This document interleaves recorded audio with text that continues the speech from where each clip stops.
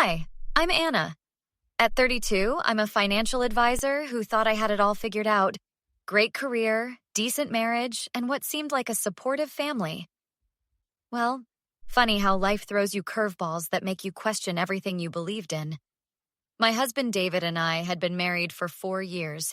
His father, Thomas, always came across as this charming businessman who'd drop by with expensive gifts and stories about his latest ventures. I actually enjoyed our Sunday dinners together, listening to him talk about his dreams of expanding his business. "You've got yourself a smart one here, son. Anna understands the market better than my own advisors." That's what Thomas used to say, always followed by that signature laugh of his. Little did I know it was all groundwork for what was coming. "The bank's giving me trouble with this expansion loan. They're asking for a cosigner with a solid credit history." Thomas brought it up during dinner last month, his eyes fixed on me. "You've got an impressive financial record, Anna. Would you consider helping family out?" "I've reviewed the proposal, and there are too many red flags. The market isn't stable enough for such a risky investment." "Come on, don't be so uptight.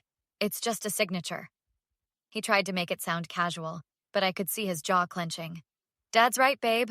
We're family. We help each other out." David chimed in, giving me that look he always used when he wanted me to cave. "I'm sorry, but I can't risk my financial security. The projections don't add up." That's when everything changed. Thomas showed up at our house a week later when David was at work. He cornered me at the top of the stairs. "Listen here, you ungrateful brat. You think you're better than everyone with your fancy degree? Sign those papers or you'll regret it." "Get out of my house, Thomas. I'm calling David." It happened so fast. His hands shot out and suddenly I was falling. The stairs seemed endless. When I finally landed, pain shot through my back and shoulder. I could hear him walking down slowly. "Oops. Should have watched your steps, sweetheart. Stairs can be tricky." When David came home, I was still shaking, my shoulder bruised black and blue. "Your father pushed me down the stairs because I wouldn't co-sign his loan." "Don't be dramatic, Anna. Dad said you slipped. Why are you trying to cause problems in the family?" That was it. That single moment when I realized my husband would never choose me over his father.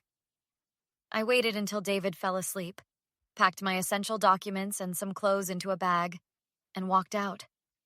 Sometimes the price of trust is learning who never deserved it in the first place. My shoulder throbbed as I sat in Jennifer's guest room, documenting every purple-black mark with my phone camera. The timestamps would matter later. I knew that much from my years handling divorce cases at the firm. "Girl, you need to see these messages David sent me." Jennifer handed me her phone. "He's trying to paint you as unstable. You're overreacting and embarrassing the family. Dad's devastated you'd accuse him. Come home and we'll forget this happened." I laughed bitterly. "Forget this happened? I can barely lift my arm." "I've got someone you need to meet," Jennifer said, pulling up a contact. "Margaret, Thomas's first wife. She reached out after seeing my social media post about needing a good lawyer." 2 days later, I sat across from an elegant woman in her 60s at a quiet cafe. Margaret's hands shook slightly as she stirred her coffee. The stairs? That was always his favorite. Untraceable, he'd say. Just an unfortunate accident. She pulled out an old journal. "I documented everything, but back then, nobody believed me. That man's got two faces, the charming businessman and the monster behind closed doors. Did you ever report him?" "Police said it was my word against his. His friends at the country club all vouched for his character. But honey, I've got something better for you. Talk to Sarah, his former secretary. She's got dirt that'll bury him." Sarah met me at her apartment that evening. Papers scattered across her coffee table. "Look at these loan applications from 2019. All forged signatures. He tried to make me sign off on them, claimed they were emergency business documents. When I refused and threatened to report him, he..." She lifted her sleeve, showing a faded scar. "Let's just say I accidentally fell into a filing cabinet." My phone buzzed. Another message from David. "Stop spreading lies about Dad. You're ruining our family. He's having chest pains because of your accusations. Your father ruined this family when he pushed me down those stairs. Why are you doing this? He's always treated you like a daughter. A daughter? Is that what you call someone you try to kill because they won't commit fraud for you? Jennifer walked in with a stack of papers. My cousin Mark is a private investigator. He found 3 other women who've had accidents around Thomas after business deals went south. They're willing to talk. We need to be smart about this, I said, arranging the evidence chronologically. Thomas thinks I'm staying with my sister in Ohio. That gives us time. You should see the texts David sent me, Sarah added, trying to buy my silence with promises to make things right at the company. I pulled out my laptop, creating folders for each piece of evidence. Let him think I'm running scared. Meanwhile, we're building an airtight case. Your mother-in-law called, Jennifer mentioned. Says Thomas is throwing a charity gala next month. Perfect family man image. Well then, I smiled grimly. Let's make sure his mask stays on just a little longer. The higher he climbs, the harder he'll fall. Kate finished installing the last hidden camera in my house while I pretended to be away. These are motion-activated and upload straight to secure cloud storage. He won't find them. You really think he'll show up again? Kate asked, testing the angles. Oh, he will. David mentioned the charity gala needs my signature since I'm still legally on the board. Right on cue, Thomas burst through the front door the next day. The cameras caught everything. His rage, his threats, the way he knocked over chairs searching for me. He didn't notice Rachel, David's sister, who'd come to drop off mail, standing frozen in the doorway. Where's that lying snake hiding? Thinks she can ruin my reputation? I'll show her what happens to people who cross me. Thomas, Rachel's voice shook. What are you doing? Rachel, this isn't... I was just worried about Anna. She's been spreading horrible lies. Lies? I just watched you threaten her. You're acting like a madman. Listen here. You keep your mouth shut about this, or what? You'll push me down the stairs too? The camera caught his face changing, that mask slipping to reveal something dark underneath. Rachel ran out, calling me minutes later.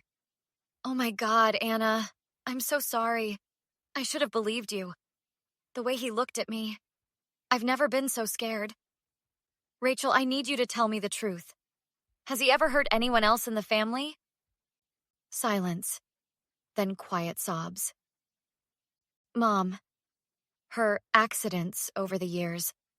We all knew, but David made excuses. Said she was clumsy. Jennifer helped me set up a meeting with other victims at her house. Sarah brought 3 more former employees. Margaret came with pictures spanning decades. Rachel arrived last, still shaking. The police dismissed my report, one woman explained. Said it was just workplace stress. He convinced everyone I was having a mental breakdown, another added. Look at these hospital records. Margaret spread them across the table. Different years, different doctors, same accidents.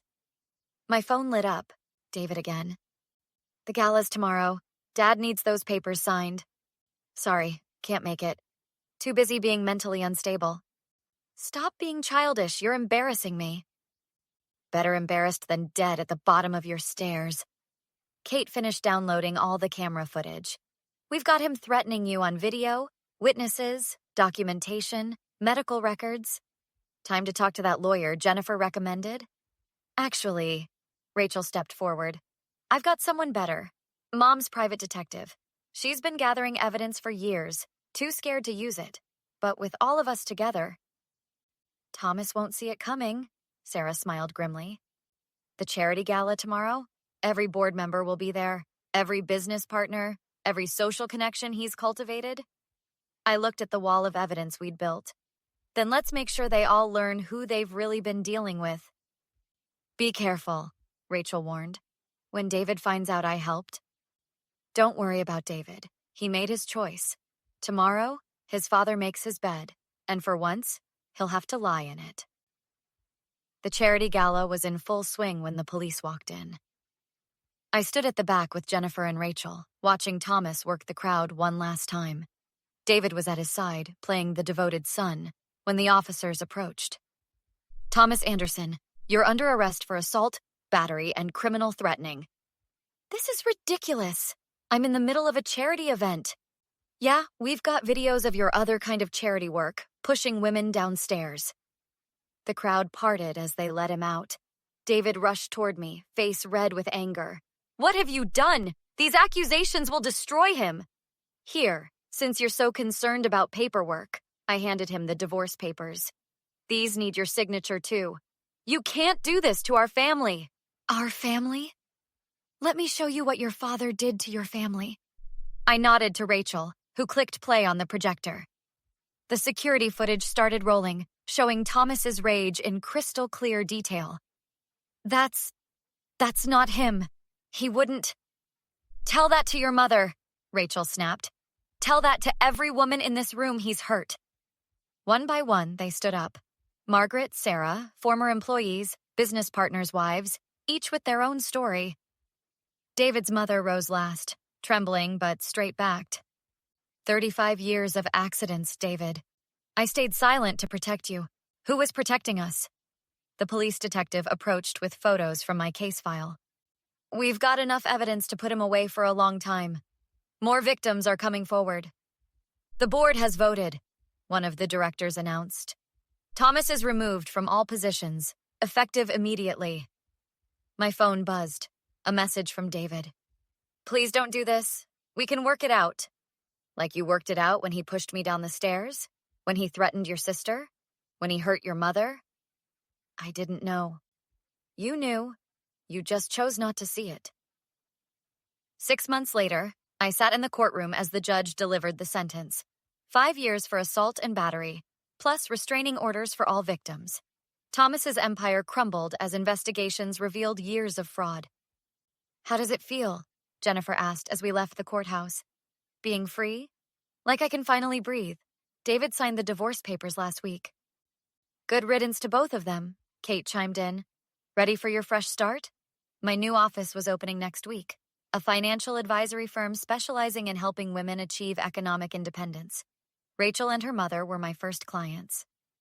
You know what's funny? Rachel said during our first meeting. Thomas always bragged about how he could spot weakness in others. Turns out we were stronger than he ever knew. My phone lit up with a news alert. Business mogul Thomas Anderson begins prison sentence. Below it was a message from David. I'm sorry I didn't believe you. I deleted it without responding. Some bridges aren't meant to be rebuilt. Some people don't deserve second chances. Sometimes justice is simply walking away and letting karma do its job. What would you have done in Anna's place when David dismissed the stair incident? Would you have packed your bags that night like she did? Or stayed to gather evidence first? Share your thoughts in the comments. There's no right or wrong answer here, but your experience might help someone in a similar situation. And here's something to think about. Anna saw the red flags with Thomas long before the stair incident, but family pressure made her doubt herself. Have you ever ignored your gut instinct because someone made you feel like you were overreacting? If this story resonated with you, consider subscribing for more real-life inspired stories that tackle tough situations and family dynamics.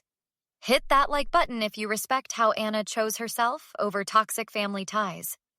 Your support helps us share more stories that might give someone else the courage to stand up for themselves.